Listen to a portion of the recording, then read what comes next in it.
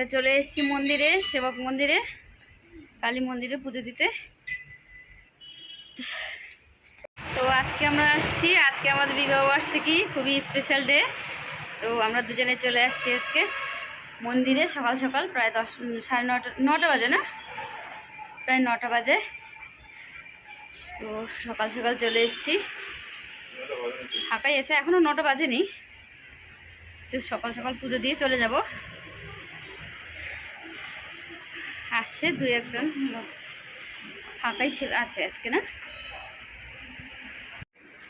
ফাঁকাই আছে, ফাঁকায় পূজা করতে হবে। পূজা হয়ে গেল, এবার যাচ্ছি আমরা শিব মন্দিরে। শিব মন্দিরে পুরো উঁচু, পাবে যাওয়া যাবে, আস্তে আস্তে যেতে হবে। আসো। হ্যাঁ, পুরো উঁচু, দেখো আস্তে আস্তে আসো। এখানে কটা সিঁড়ি আছে জানো, বলছিলাম এত উঁচু একদম।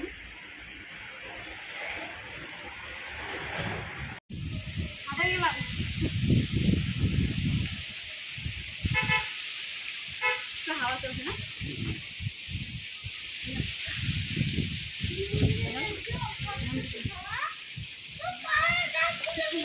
আমরা মন্দিরে, শিব মন্দিরে পৌঁছে গেছি, কিন্তু এখনো গেট খোলেনি। সকাল সকাল আসছি বলে এখনো গেট খোলা হয়নি, তো এখনই খুলবে গেটটা। এটা হচ্ছে নিচের ভিউ, দেখতে এত সুন্দর। দেখো, মনে হচ্ছে পাহাড়ে বৃষ্টি হচ্ছে, জলটা একদম নোংরা আসছে জল, সুন্দর লাগছে।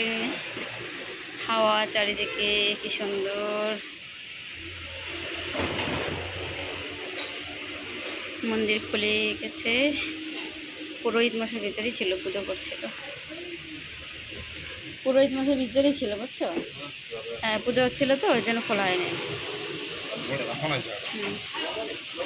দাঁড়াও, একসাথে যাবো না, সবাই মিলে যাচ্ছে না, একটু পরেই যাই, একটু ভিড় হচ্ছে। ফাঁকাই আছে এখন, সকাল সকাল চলে এসেছি বলে একটু ফাঁকাই আছে। ঠান্ডা হাওয়া, এখানে আসতে পরে যেতে ইচ্ছা করে না, মানে এখানে থেকে যায়। এখানে বেশি ভালো লাগে, শিব মন্দিরটাতে বেশি ভালো লাগে। এখানে চারিদিক থেকে হাওয়া আসে, এখানে আসলে পরে যেতে ইচ্ছা করে না।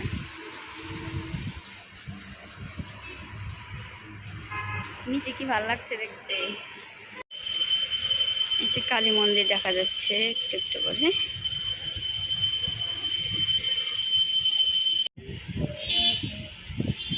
কি সুন্দর লাগছে দেখতে, দেখো।